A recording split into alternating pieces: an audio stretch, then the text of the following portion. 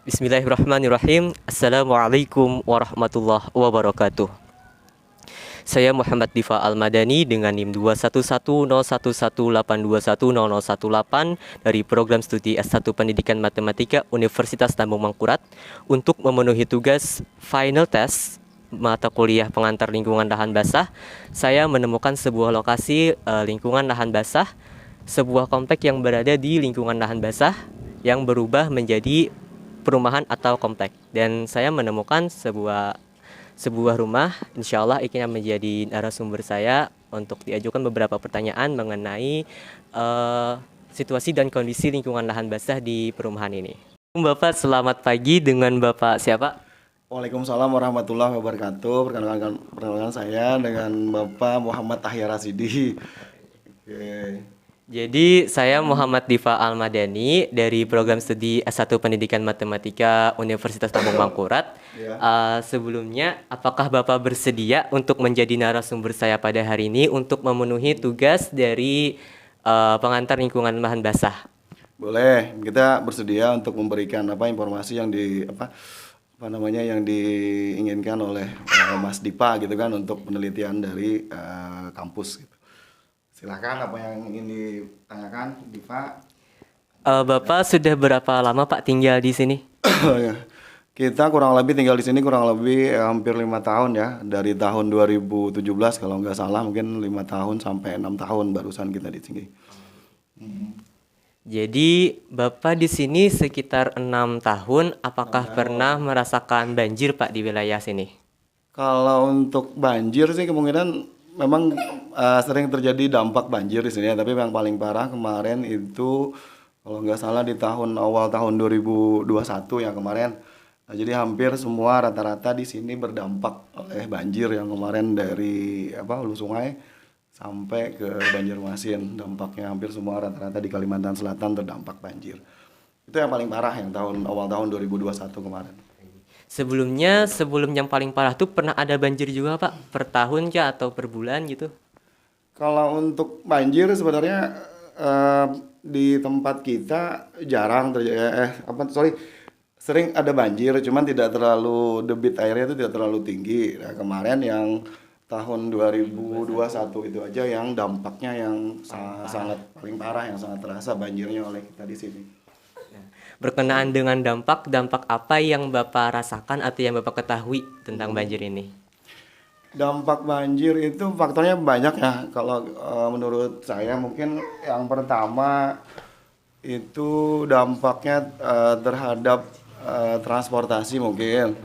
Jadi transportasi itu infrastruktur pasti mengalami kerusakan akibat pasca banjir. Terus yang kedua kesehatan. Jadi dari segi kesehatan otomatis wabah penyakit itu cepat masuk karena adanya dengan banjir kan. Karena persediaan sulitnya air bersih yang menyebabkan wabah penyakit itu cepat datang seperti kayak diare, penyakit kulit dan sebagainya. Habis itu untuk masalah aktivitas ya, otomatis kita sebagai karyawan segala macam untuk aktivitas sehari-hari itu pasti terhambat karena kita minimal untuk menyelamatkan rumah tangga dan rumah dulu kan baru beraktivitas. Mungkin itu dampaknya.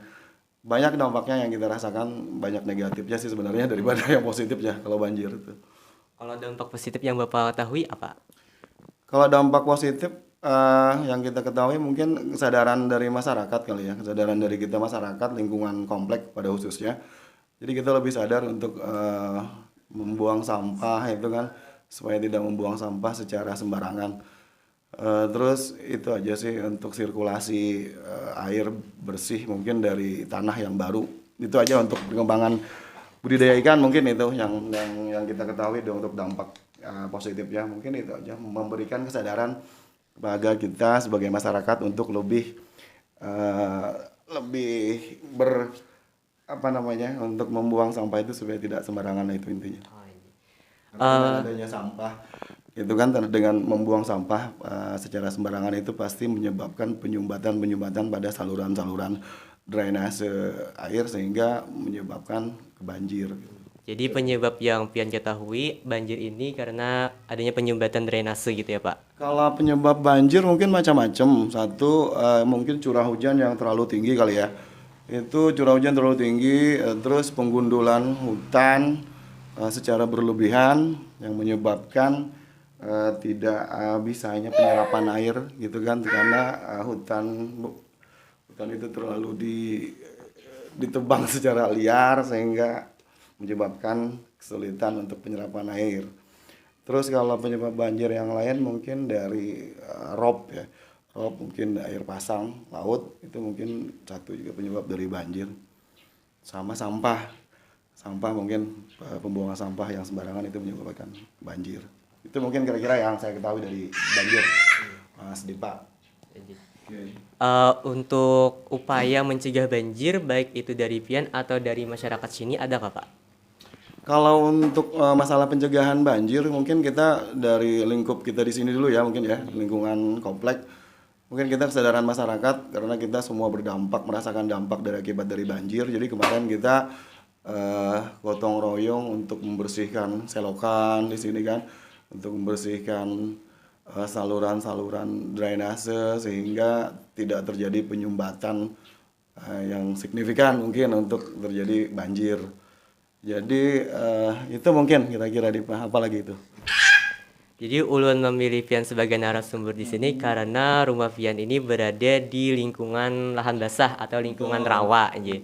Nah, menurut Pian yang Pian ketahui ini kan salah satu manfaat dari lahan rawa ini semakin banyaknya jumlah penduduk maka semakin bertambah pula kebutuhan akan lahan. Maka lahan-lahan rawa juga banyak yang dijadikan perumahan gitu Pak. Menurut Pian selain itu adakah manfaat atau kegunaan dari lahan rawa atau lahan basah ini sendiri? Kalau dari manfaat, sorry, kalau kita di Banjarmasin ya Kalimantan Selatan khususnya itu lebih pada khususnya apa namanya Banjarmasin sama Batola. Mungkin kita di sini dari lahan dari geografis alam mungkin rata-rata kita lahan rawa ya, lahan basah. Itu lain hal dengan daerah Banjarbaru, hulu sungai mungkin mereka dataran tinggi. Nah, jadi memang aja kalau dibilang di sini memang lahan rawa atau basah ya memang dari faktor alamnya seperti itu. Kita khususnya Banjarmasin sama Batola itu memang dampaknya apa namanya secara alam geografis memang lahan basah. Nah, tapi ada beberapa keuntungan mungkin dari kita yang mempunyai apa namanya pemukiman di lahan basah, yaitu salah satunya adalah dengan budidaya ikan mungkin. Nah, jadi dengan adanya lahan yang seperti ini, kita di sini istilahnya kalau untuk yang punya minat hobi untuk apa namanya memasukkan dengan cara budidaya ikan ya lahannya sudah tersedia gitu kan. Jadi kita tidak terlalu mengeluarkan budget yang banyak untuk bikin kolam segala macam karena memang lahannya sudah tersedia seperti ini kan. Nah, tinggal kita beli apa namanya? Beli jaring ya untuk bikin keramba istilahnya orang bahasa sini kan. Jadi tinggal buat bibit-bibitnya aja. Jadi itu mungkin yang paling apa namanya yang paling eh, faktor yang paling menguntungkannya mungkin kita yang bermukim di lahan basah. Itu sih sebenarnya untuk budidaya ikan aja. Jadi di sekitar sini ada tambak atau lahan tambak itu tadi Pak? Banyak. Oh iya. Kita di sini banyak hampir rata-rata semua orang di sini punya tambak. Contoh nggak jauh-jauh di sebelah tetangga ya. Tetangga kita itu ada bikin tambak kemarin di sini. Boleh kita lihat Pak? Boleh, boleh di sebelah ada. Sebelah ada. Ini namanya Pak Helmi sebelah ini. Oh iya. Nah, ini dengan memanfaatkan lahan yang rawa basah seperti ini, jadi beliau bikin tambak. Kawan.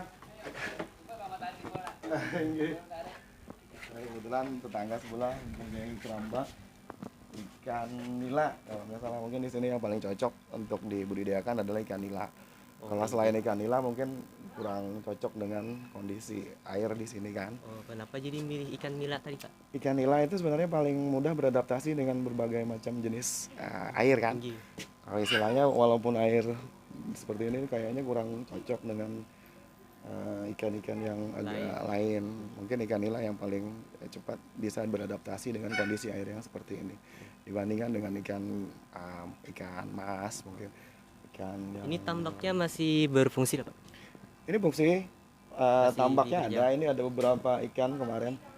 Ini beberapa ada ikannya. Kemarin sudah lumayan besar sih. Karena kita di sini tambaknya tidak perlu yang kita apa namanya kasih umpan segala macam. Karena ikannya memang sudah bisa beradaptasi. Oh, iya. Ini mungkin dari efek banjir kemarin kan, ini efek banjir kemarin karena ada beberapa orang yang punya tambak di sini. Iya. Nah, akhirnya dengan adanya terjadi banjir mungkin itu meluap. Oh, Nah, iya. sampailah ke tempat kita di sini ikannya Ikannya. begitu ya. Iya. Nah, memanfaatkan kondisi yang seperti itu makanya di tetangga-tetangga sebelah kayak gini sebenarnya bikinlah jaring yang seperti ini kan. Iya.